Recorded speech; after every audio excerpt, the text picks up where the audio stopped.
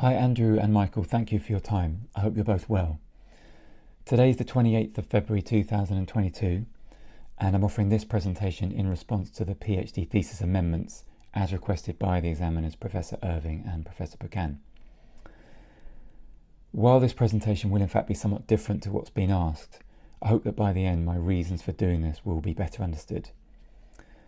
Incidentally, any time you see a dot here or here, it means a reference will be given at the end.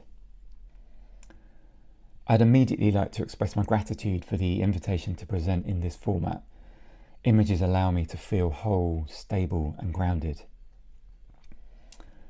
As you'll by now know, much of what I'll be discussing involves trauma.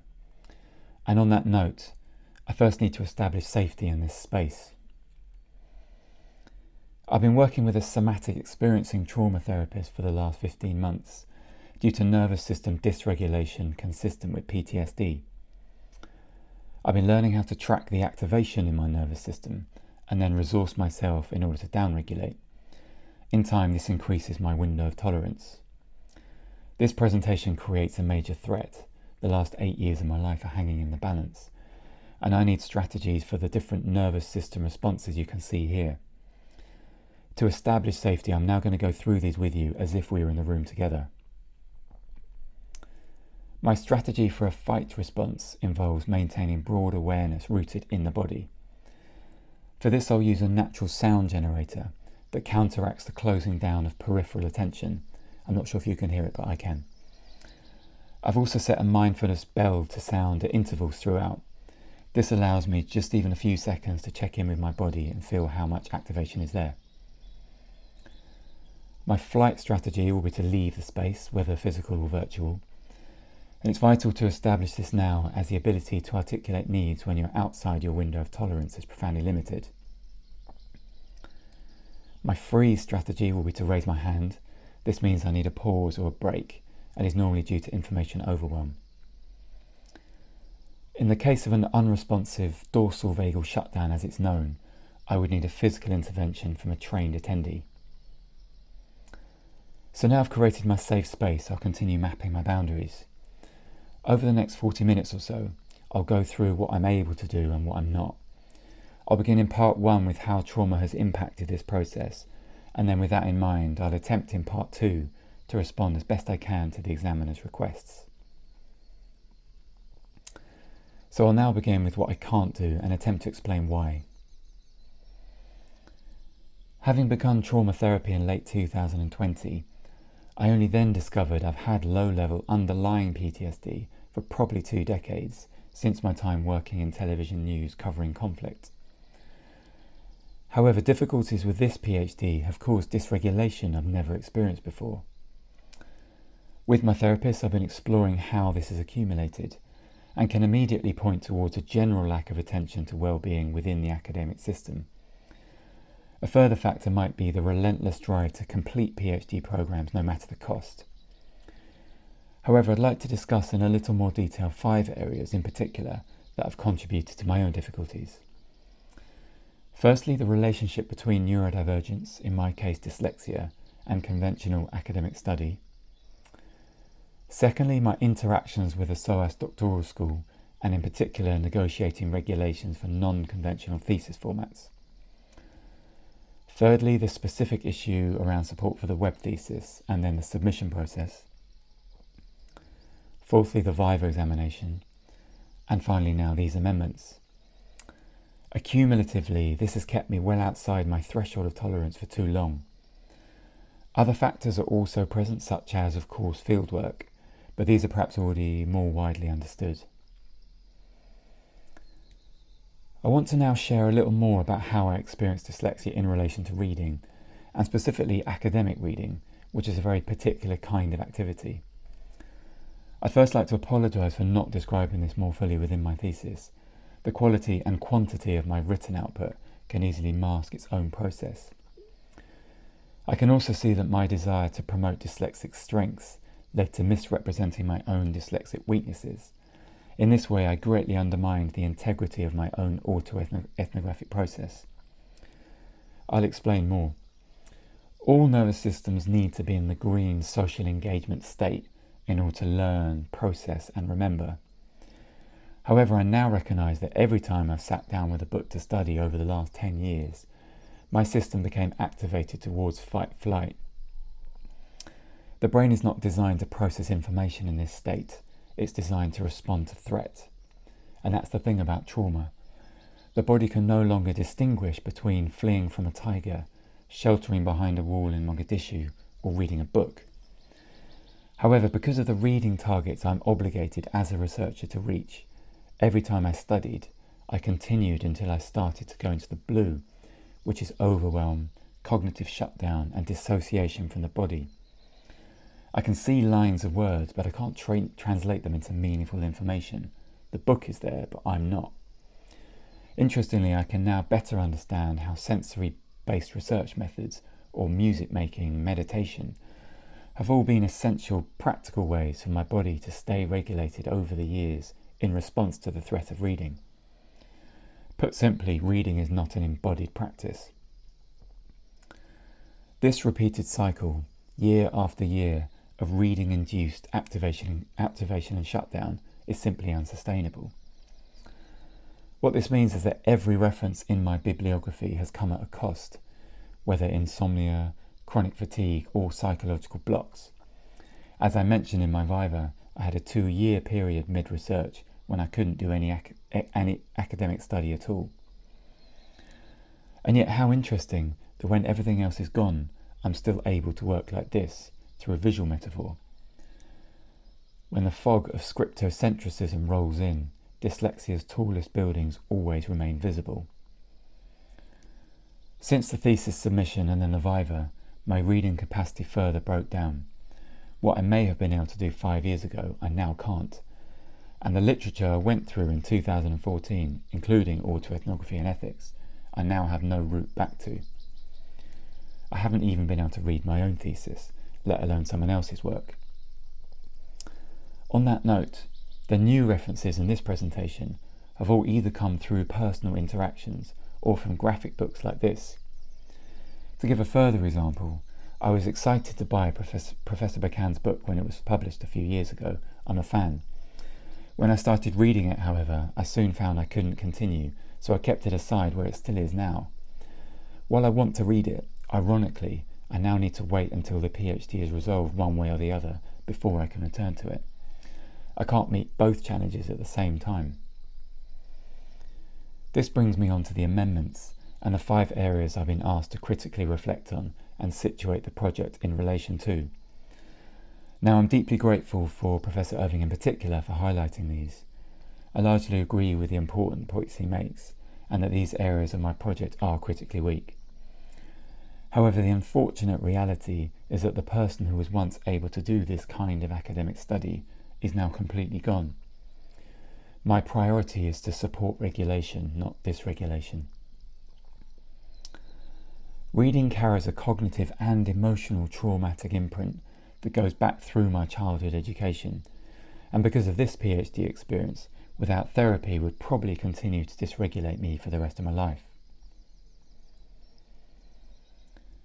I'd like to now briefly describe my administrative journey at SOAS. Over the past 4 years, I've had to negotiate, and often renegotiate, regulation changes at every turn. This is because there's been no framework at SOAS to do a thesis like mine. Even in the last 6 months since I received the examiner's reports, I've been through a protracted extension request and shared a detailed 8,000-word reflection with my supervisor about my difficulties. I then made a presentation not unlike this one to the doctoral school and disability team, all just so a strategy for these amendments could be put in place. For extended periods like this, of which there have been many, to work on my actual thesis in between has not been a realistic option for someone who already needs extra time just to keep up. And the paradox of extra time is that you're then held in a stress position for longer. It's little wonder I was unable to return to Mozambique to complete my fieldwork.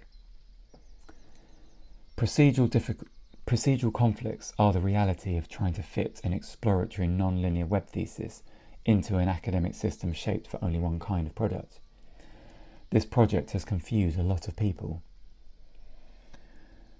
To continue this theme, universities, like the UK education system as a whole, privilege a sequential, alphabetized kind of literacy based on exploiting already known information. This means there's little in place to logistically support neurodivergent students with exploratory visual spatial literacy strengths. In my case, this meant practically having to design a website on a reduced free software version of a disastrously unsuitable WordPress web platform without any training or technical support. The last-minute hiring of an external web designer made it at least possible, but unfortunately that support is no longer available. The platform is also critically unstable. In fact, it was crashing so much during submission I had to abandon any further work on it. Given SOAS can't support me, this makes any amendments to the actual website now inconceivable. Under these conditions, this thesis could only ever be an experiment, as its experiential nature simply wasn't immersive enough for it to fly. The accumulation of these issues so far had already risen to a critical level, so when I arrived at my viva last July, I was already beyond my capacity to put in place the appropriate safety measures. A further series of errors our end meant neither examiner was offered any of the vital context I've now shared, nor to my understanding sent my student inclusion plan in advance. As a result, the viva from start to finish was not trauma-informed. What I can say is that a combination of perceived threat, information overwhelm, outcome uncertainty, and lack of establishing safety in the examination space pushed me outside my window of tolerance. On top of this, the viva was also not dyslexia sensitive, and unfortunately a repeated request early on to produce reference names from memory was triggering enough for me to go into a freeze response. I'd also like to highlight something else that happened later, and that was being asked to produce a conventional linear thesis introduction in order to make it more comfortable for non-dyslexic academics. Now, I found this really difficult to process over the last months, and it remains confusing to me. I do hope on reflection it can be recognised how it at least appears to contradict, in a very surprising way, the central message of my thesis, that dyslexia is to be valued, not normalised. I therefore defer to the considerable experience of the examiners as to whether they still feel this is an appropriate response to both me and my research. Unfortunately, I have little memory of the viva after the first few minutes of discussion. I needed it to stop, but was unable to articulate that.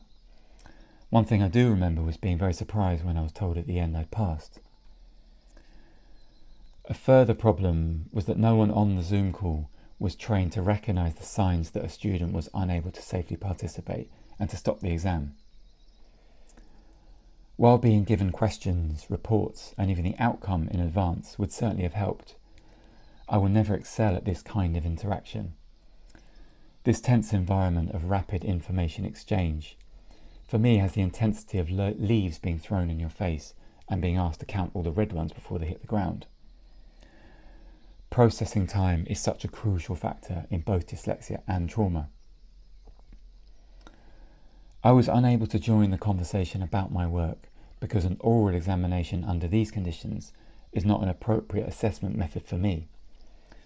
I'm also pre-recording this presentation because it feels far safer than another live call. I want to now share a little about the amendments that followed. As you by now know, this has been a very long and real difficulty for me. I first need to say that I don't see these amendments as being minor, partly because I also don't see them as being dyslexia sensitive. What I mean by that is that my thesis describes how scriptocentrism marginalises other literacies and offers visual spatial methods as a practical alternative, as well as allowing me to participate myself. But in response to that, I'm told to return to books in order to further contextualise it. Now, this is entirely reasonable when we consider that the scholarship deemed essential is all in written form, and I'm therefore being correctly directed towards certain important sources.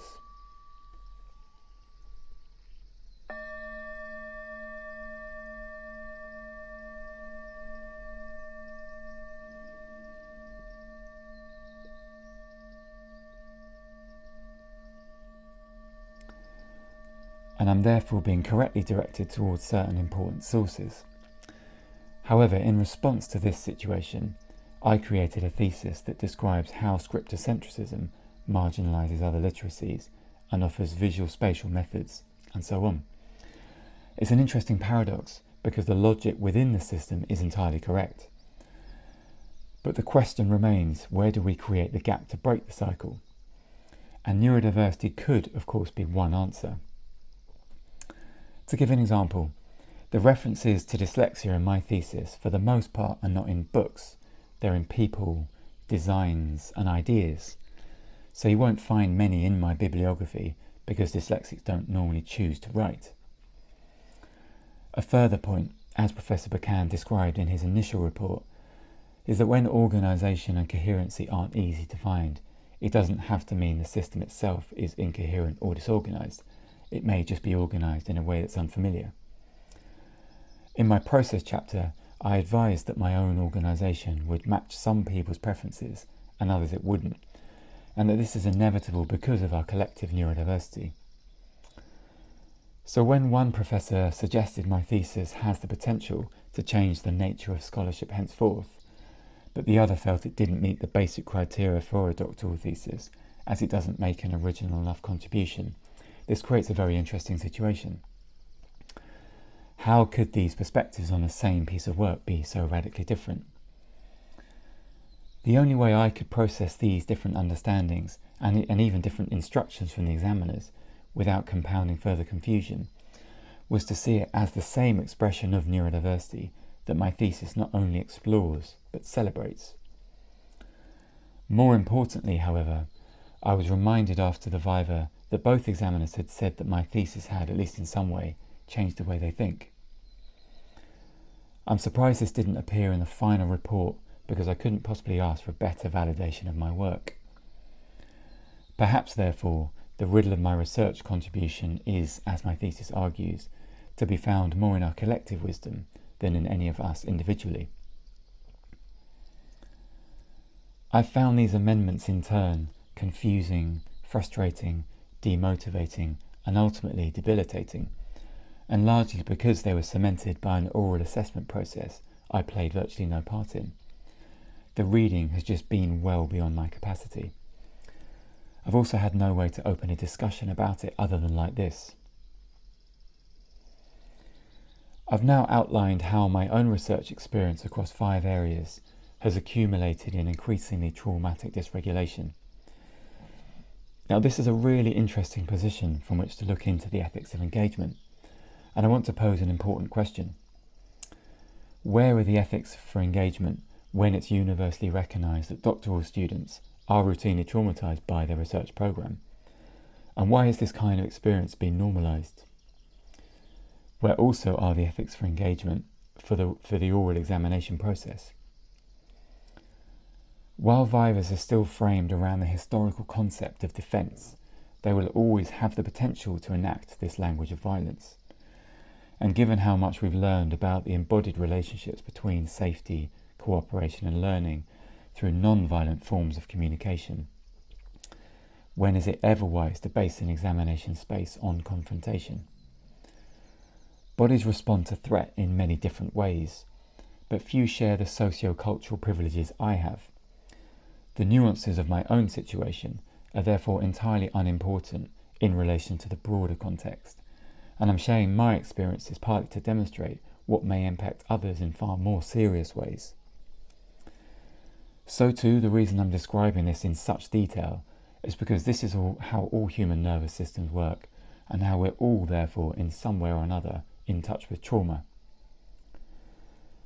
Human bodies have the capacity to block, in increasingly effective ways, any return to spaces that hold a traumatic imprint. There's no active choice in this. And because the green social engagement state is the only state where learning can meaningfully unfold, how can attending to safety in academic spaces be better supported? Through discussions about trauma with colleagues, I've been introduced to how student well-being and research ethics are being addressed at the University of Sheffield.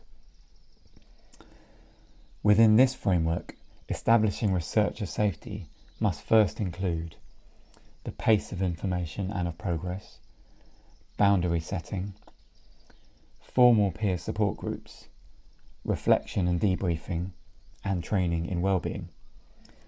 Can this model be adopted, if it hasn't already, by all institutions? Can it be applied here?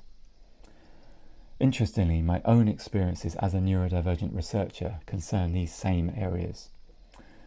For example, I established my own boundaries and safety at the start of this presentation. This should have also happened at the start of my viva, and in fact all vivas, just as it should also happen at the start of all PhD programs. I've also had to negotiate my own deadline extensions throughout, because the conventional PhD structure is misaligned with my own pace, and there's no established reasonable adjustment framework as yet for neurodivergent doctoral researchers.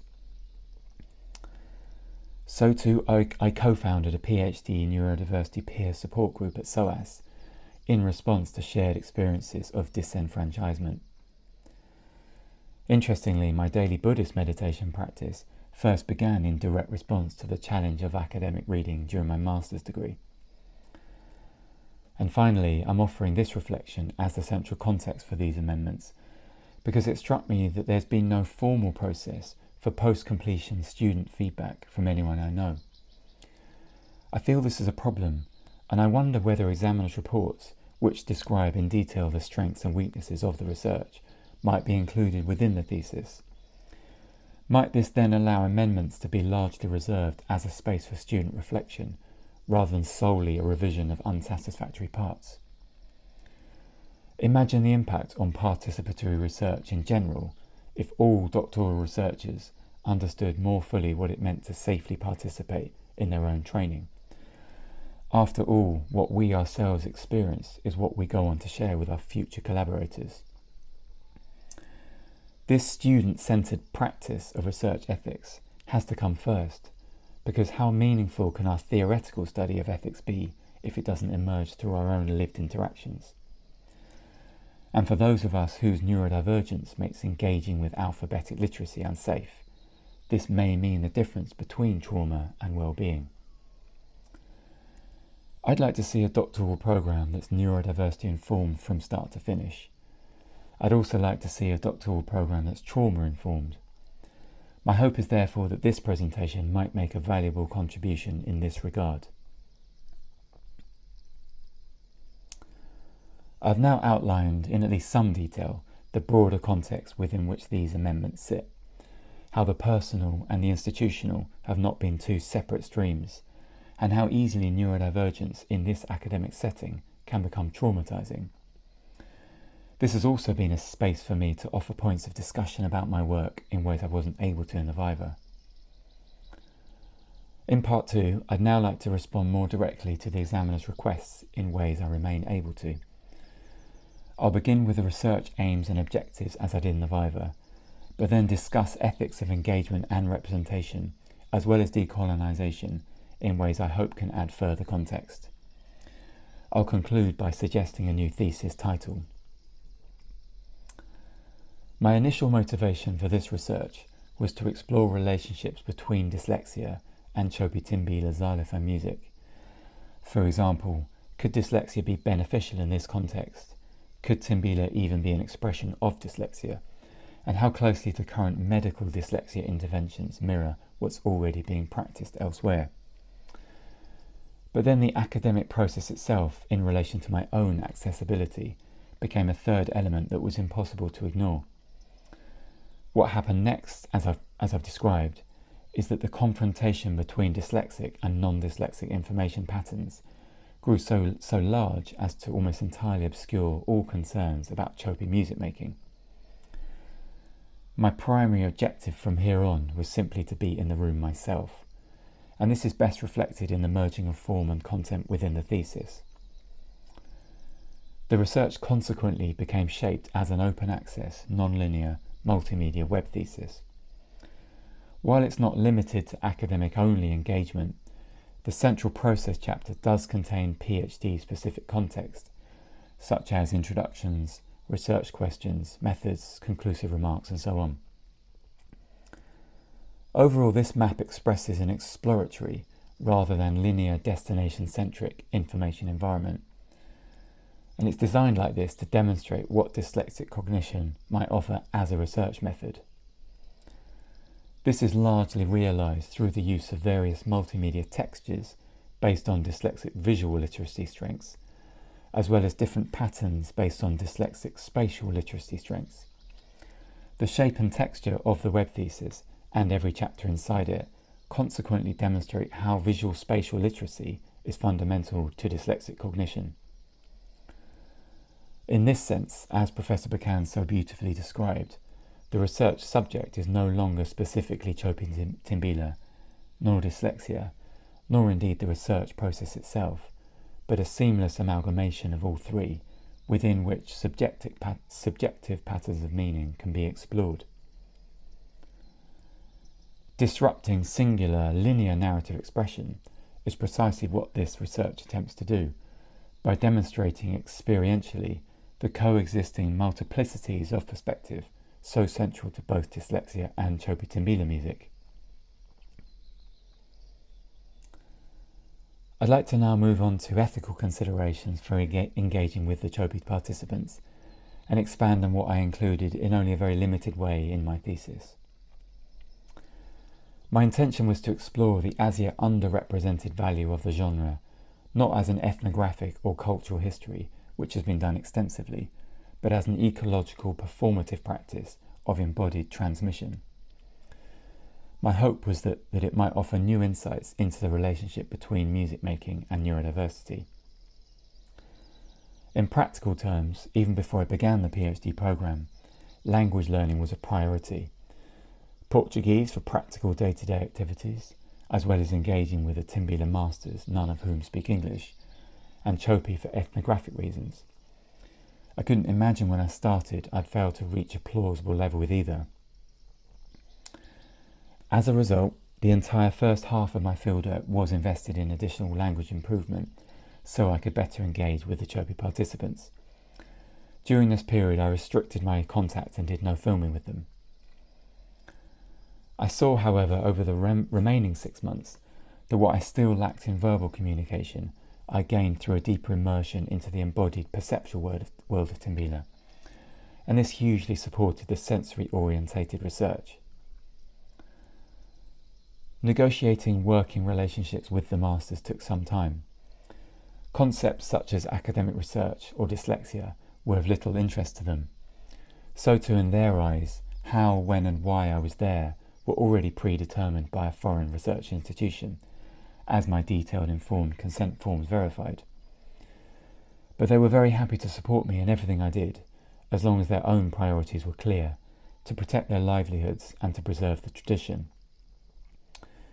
I therefore sought other, more meaningful kinds of reciprocation: money in exchange for Timbila lessons, purchasing xylophone materials, and promoting the genre through the public visibility of me, a white European, performing with them. However, one of the biggest ethical considerations was returning historical Timbila recordings housed at the International Library of African Music in South Africa. While the overall digital return project at ILAM has been underway for some years, I initiated and actioned the full return of the Chopi Timbila archive in Mozambique. This was received with great positivity by both ILAM and the Timbila community. In addition to this, I've of course made a significant contribution to the archive myself, which was given to the participants first. This new archive is likely to be the largest collection of Timbila audiovisual materials since the work of Hugh and Andrew Tracy, the first two directors of ILAM. To continue on to issues around representation, I'd like to return to one of my key influences in this regard. Heidi Gengenbach offered an online ecosystemic research approach in response to how inappropriate a linear narrative format would have been in representing Magude women's storytelling. In doing so, she shaped her own information environment to the one she was describing.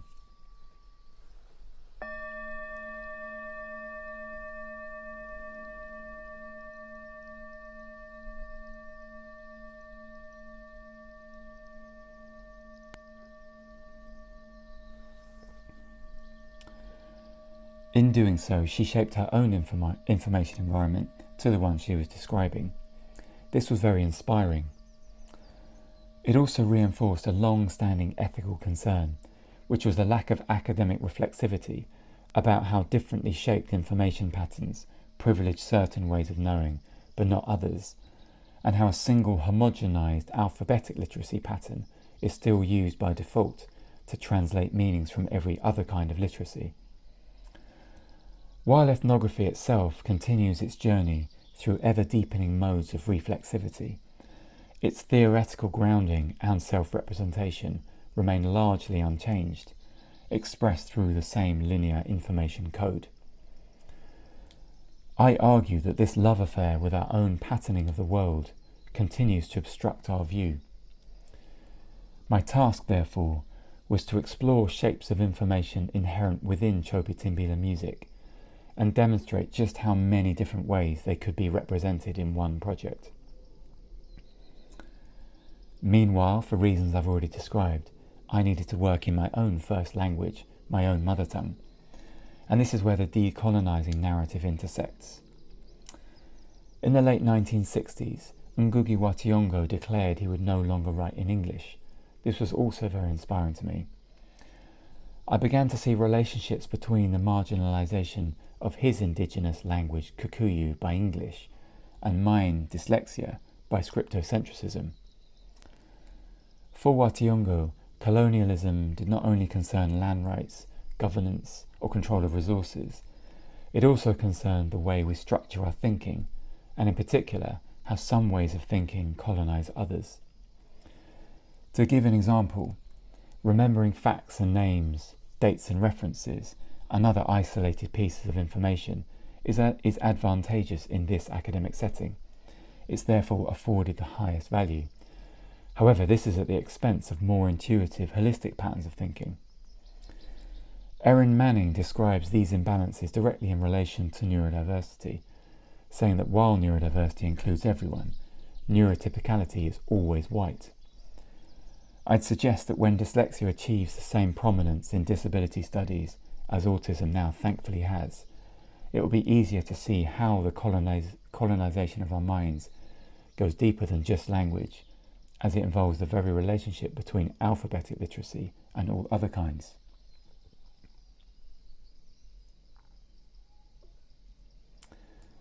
So if I were to do this thesis again, regardless of the output format, could I only work from visually integrated sources and it still be a PhD? This is a very interesting question. If dyslexia does in fact represent certain shapes of thinking, how might they be colonized?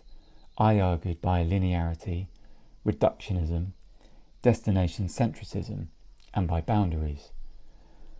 However, the notion in my thesis that selected indigenous oral knowledge systems all display the same patterns of marginalization was poorly framed and misleading. For this reason, I'd like to remove the word decolonizing from my title completely. Would it be acceptable if I instead proposed Dyslexic Ways of Thinking, a reflexive study of Chopi-Timbila xylophone musicking in Mozambique? This alone doesn't solve the broader issues Professor Irving has raised, but I hope it can at least begin to shift the research emphasis back towards my own indigenous dyslexic process. In part 1 of this presentation, I described how an escalation of largely neurodiversity-related PhD difficulties has left me with a significant traumatic imprint, and that this has made completing the amendments as requested beyond my capacity. My best and only remaining choice available was to therefore offer this presentation instead. I then described how trauma, safety and well-being impact us all, with my own narrative being just a small example of far larger structural issues that I see within the doctoral research process. I've therefore suggested that research ethics must be fully experienced within our own doctoral training practice before being shared with others, because if we continue to normalise our own difficult experiences, we'll continue to transmit them into each new generation of researcher. I also crucially suggest that student reflections like the one I'm modelling now, might support researcher well-being, growth and learning by being built into the PhD examination process. Finally, in part 1, I pointed towards the oral-viva examination as a form of assessment that may be inappropriate for many people for reasons of neurodivergence or any other. In part 2, I've attempted to engage with the research themes requested in ways that I felt able. Firstly, describing my ethical considerations for engaging with the TROPE participants. Secondly, further reflecting on my ethical process of how to represent them. Thirdly, discussing my relationship to the theme of decolonisation. And finally, proposing my new thesis title. I hope my inability to include the autoethnographic written sources that were suggested, as well as others, may be in at least some way counterbalanced by this deeply reflexive contribution. My intention has been to honour this examination process as best I could, and I've attempted to do this by highlighting several points for discussion, as well as offering practical suggestions that would have served me and therefore might serve others in the future. While these amendments may still fall short of the examiner's expectations, I hope my efforts putting this together over the last 7 months can at least be recognised. I certainly haven't been trying to avoid engaging with these important issues. I've simply had no choice but to stay within my own boundaries. I therefore leave it to the examiners to decide if this overall project now meets the acceptable criteria for a doctoral thesis. My humble request is that this project can now be either passed or failed, as I don't have capacity to do any more. Either way, this research has stood for principles I will always believe in. This project, which began for me in 2012, has been the most inspiring and distressing journey I've ever undertaken. It began with relationships between neurodiversity and music, but now describes neurodiversity and trauma. I consequently see little wisdom in basing a career on these kinds of life experience, which sadly seems to be the trend within our group of neurodivergent doctoral researchers at SOAS. In this way, we continue to lose the people best placed to create meaningful change. I know I won't survive in an environment where there isn't currently enough space or time to include basic, essential well-being practices. I am, however, deeply grateful to have had the chance to fully voice my thoughts and concerns, and to offer unprecedented levels of transparency as an integral part of the examination process. Everything in this presentation is still just a story, and one that can be told in many different ways. I hope telling this story can be as beneficial to others as it has been for me. Thank you for your time.